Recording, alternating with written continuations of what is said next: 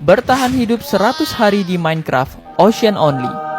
Tanpa pohon, tanpa village, hanya ada kamu, aku, dan tombol subscribe. Bisakah di hari ke-100 aku mengalahkan Ender Dragon? Silahkan kalian simak videonya sampai habis. Enjoy! Hari pertama, aku beruntung karena tepat di bawahku ada kapal tenggelam dan bisa menjadi sumber kayu. Nyari satu blok aja lamanya minta ampun. Sampai akhirnya aku bisa bikin crafting table dan bikin kapak iron dari iron hasil harta karun. Setelah itu aku lanjut cari kayu pakai kapak dan ternyata masih lama juga. Aku jadiin crafting tableku sebagai platform awal dan aku membuat pintu sebagai pengganti tabung oksigen dan mencari kayu sepuasnya di bawah air. Berhubung aku dapat leather armor, aku langsung pakai dan ternyata Curse of Binding. Dan aku tidak akan bisa melepaskan celana ini sampai mati. Waktu aku asik cari kayu, aku kedatangan tamu.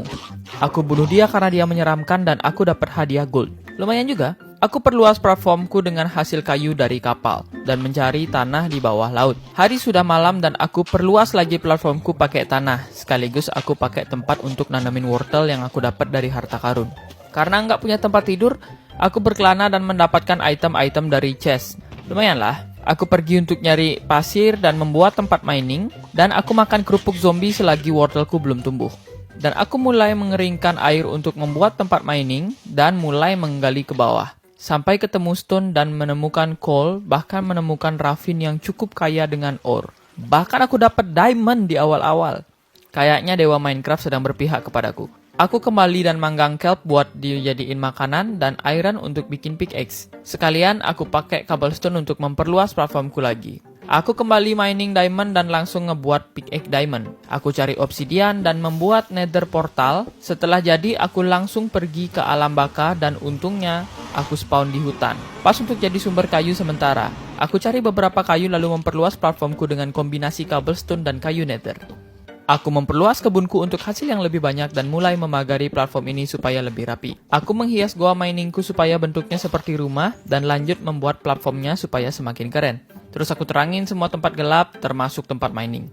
Aku mulai mengorganisir barang-barangku di chest dan kembali mencari bahan-bahan di ravin seperti iron, gold, dan juga coal. Setelah itu aku sihir tanamanku supaya bisa tumbuh lebih cepat dan memanen beberapa makanan untuk jadiin stok. Aku membuat kompas dan berkelana lebih jauh dari biasanya. Aku menemukan kapal tenggelam dan mengambil chestnya. Lumayan dapat bambu. Nggak tahu kenapa, ada preman di lautannya. Aku menemukan chest lainnya dan isinya diamond. Wow, lumayan. Beberapa saat kemudian, aku ketemu daratan yang sangat luas. Dan ketika aku lanjut perjalanan, aku menemukan daratan dan hokinya ada sebatang pohon yang tumbuh di sana. Bahkan ada tebu juga di sana. Asli, ini hari terbaik. Aku memutuskan untuk balik ke rumah dan menanam pohon dari sapling yang aku dapat tadi. Aku membuat kebun baru untuk hasil panen yang berlipat. Aku mencoba jalan-jalan ke nether dan ketemu pos ronda babi nether. Aku tertarik sama chest yang ada di dalamnya dan aku mencoba memakai cara licik untuk selamat dari sapam-sapam yang jaga. Lumayan dapat gold apple dan magma cream yang banyak. Setelah itu aku kembali ke overworld dan pohonku udah pada tumbuh. Aku panen wortelku dan memindahkan tempat bambu dan memancing sambil menggaruk kakiku yang gatal sampai akhirnya aku dapat name tag.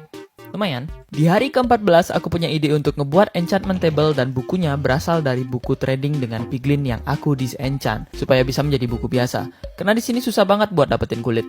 Akhirnya aku buat enchantment table dan aku siapin platform khusus untuk tempat itu. Hari selanjutnya aku mulai memanen wortel yang aku punya dan mengambil ikan hasil tangkapan kemarin. Setelah itu aku pergi ke pertambangan untuk nyari beberapa cobblestone dan ore-ore lainnya sampai aku bisa menemukan sebuah goa yang ternyata adalah mineshaft. Awalnya aku menjadi supporter zombie dan sampai akhirnya mereka malah benci aku. Aku dapetin chest yang hasilnya lumayan ampas maksudnya. Aku berpetualang dan menyusuri lebih dalam lagi sampai akhirnya aku menemukan cave spider spawner. Tapi aku kabur karena takut sama poison. Aku kembali dan merapikan barang-barangku dan membuat kasur untuk pertama kalinya dalam world ini. Dan tidur sembari disirami rintik-rintik hujan. Bangun pagi, ku terus tebang bambu karena berencana memperluas lagi. Nggak tahu sih bambu ini bakal aku jadiin apa karena yang aku tahu cuman untuk jadi scaffolding. Setelah itu aku ada ide untuk membuat platform dari tanah supaya pasif mob mau spam. Pasif mob itu sejenis ayam, sapi, domba, dan kuda. Setelah itu aku lanjut mencari kayu dan juga memanen wortel. Sambil makan wortel aku menunggu pasif mob untuk spawn tapi tak kunjung datang. Besoknya aku memperluas lagi platform ini. Setelah itu aku kembali berurusan sama item chest dan sekarang aku sortir per kategori supaya lebih nyaman rasanya setiap mau ambil barang dan nggak pusing ngelihatnya. Di hari ke-18, aku awali dengan bertamasya keliling nether sampai dapat achievement.